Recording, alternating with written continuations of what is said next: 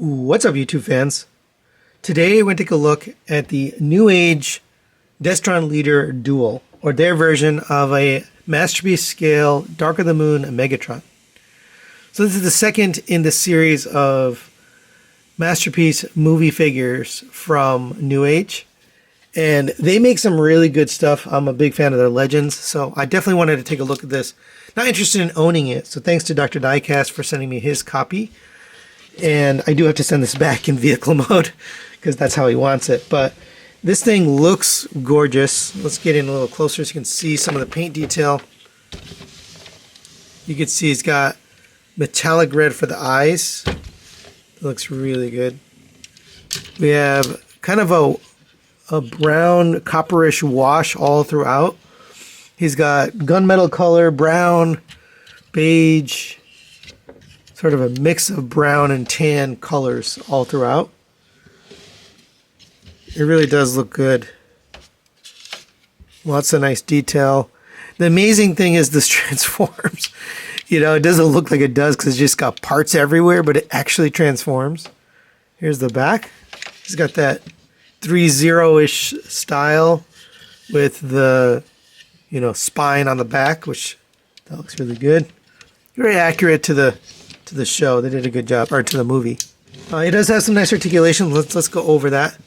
The head can go up. It's a double hinge up. So because this is a double hinge, you can go way up. If you pull it forward on that double hinge, you can bring it way down, which is important for a big guy like this. This is a huge, leader figure. So I'm glad that they worked in that extra articulation. It's nice. And then you have a rotation here, rotating swivel. It's a little bit on the tight side, and this hinge is a little thin, so just be careful with that, but it works very well. He has an opening mouth with teeth inside there. I mean, that's really impressive. All that detail in there is really cool. He does have the battle damage head, so you can see right here, it's kind of cut away, which is different than this side. Really well done head. For the shoulders, we have a rotation on a ratchet all the way around. Lots of ratchets on this guy. Out to the side on a ratchet. It does kind of collide with this. You can move this out of the way and get a little bit more. So a nice little shoulder cap piece here. We'll let you get a little bit more. You have a... let's see. I thought we had a rotation. Yeah, we had a rotation here at the forearm. We have a double jointed elbow, 2 joints here, so you can get it all the way up to there. So that works pretty well. We get a very articulated hand, so it's on a ball joint, so it goes in and out, up and down, and it rotates around. The fingers are really well done. You have each finger is on a hinge and a splay hinge, so it goes in and out as well as down. You can fold it all the way over. Just do the way they did it. I mean, they're detailed and painted beautifully. Thumb, a little bit different. It's got 2 hinges, and then there's a cover piece here. On the bottom of the truck, it does kind of work out to be, looks like a piece of the truck, but plenty of articulation there on that hand. They did a great job on that. Other hand is a little bit different, so I'll just explain.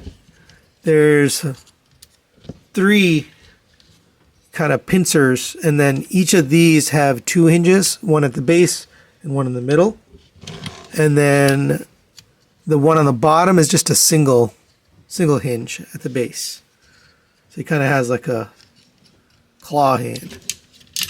Going down to the waist, you have a waist rotation here at the middle. I don't believe, there is an ab crunch, so if you pull up on this, it's a die-cast piece that's holding it together, but you get quite a bit of ab crunch. It goes all the way down to there, and you can see there's some die cast. There's really not a lot of visible die cast on this almost anywhere, like you'd expect, like on the feet and stuff like that. So this is not that kind of figure, but there is die cast in it. It's just hidden as part of the hardware. But that's a really nice joint there. Feels really good. You have hinges here for the hip skirts. I'm just going to get them out of the way. 2 on the side, 2 here, and then there's 1 on the back. And you can get the legs kicked up, and they're a little tricky because they collide. So I can get it about up to there without hitting.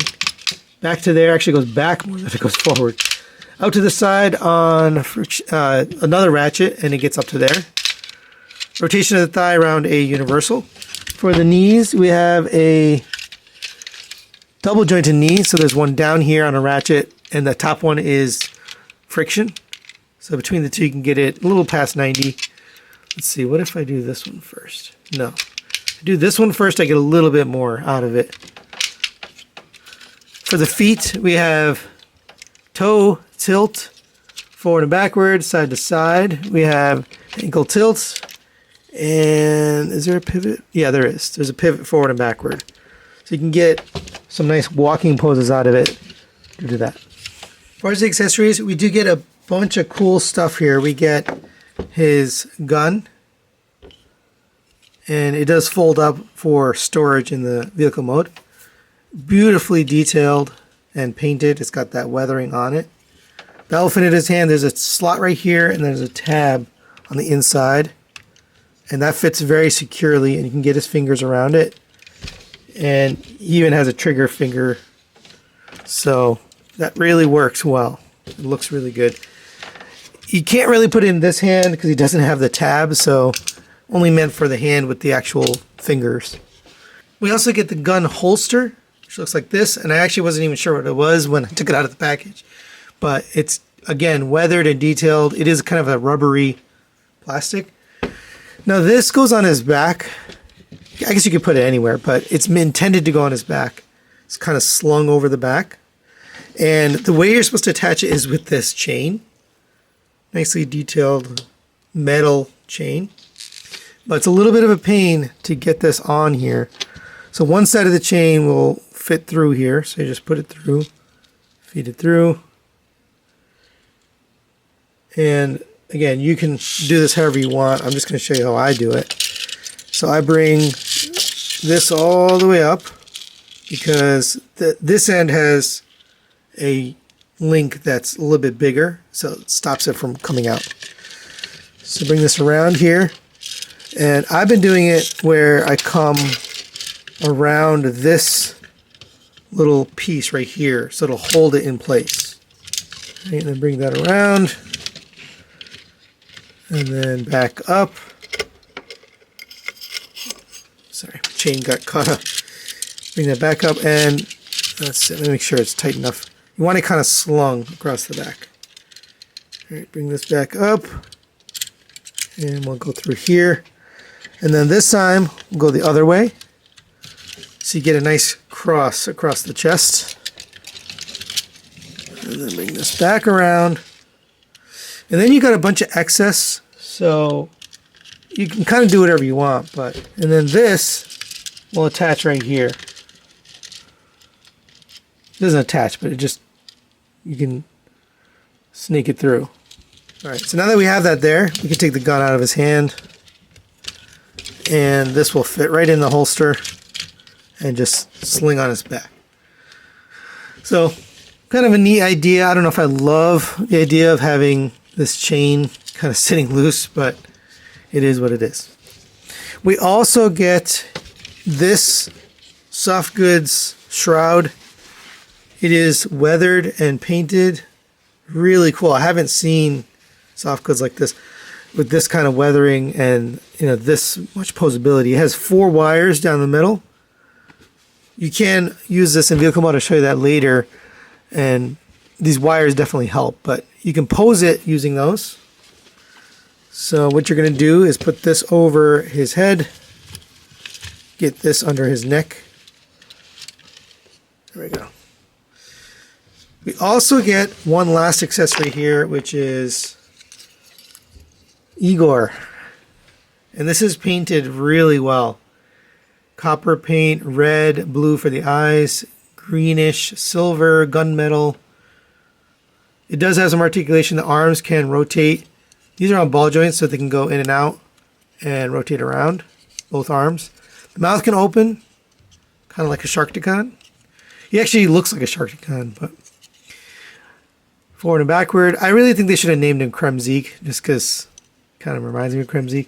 This leg does rotate, but it tends to get hung up and then it comes off. So you can rotate it. It's just the sculpt wants it to be posed forward like this.